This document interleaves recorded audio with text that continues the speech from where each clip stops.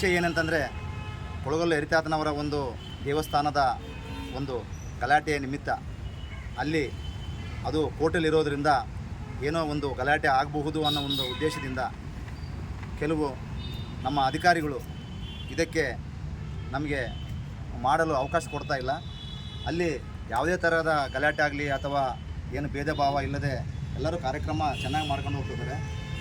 ನಾವೇನಂದರೆ ಜಿಲ್ಲಾಧಿಕಾರಿಗಳನ್ನ ಈ ಕಾರ್ಯಕ್ರಮ ನಿಲ್ಲಿಸಬೇಡ್ರಿ ದಯವಿಟ್ಟು, ಯಾಕಂದರೆ 92 ವರ್ಷಗಳಿಂದ ಸತತವಾಗಿ ಇದು ಲೋಕ ಕಲ್ಯಾಣಾರ್ಥವಾಗಿ ಮಹಾಪುರುಷರು ಶಿವರಾಮದೂತರು ಮತ್ತು ಹೆಸರಾಂತ ಮಠಾಧೀಶರು ಮಾಡ್ಕೊಂಡು ಬಂದಿರತಕ್ಕಂಥ ಈ ಕಾರ್ಯಕ್ರಮವನ್ನು ಯಾವುದೇ ಕಾರಣಕ್ಕೆ ನಿಲ್ಲಿಸಬೇಡಿ ಅಂತಂದೇಳಿ ಮೊನ್ನೆ ಜಿಲ್ಲಾಧಿಕಾರಿಗಳ ಹತ್ರ ಕೇಳಕ್ಕೆ ಬಂದಿದ್ವಿ.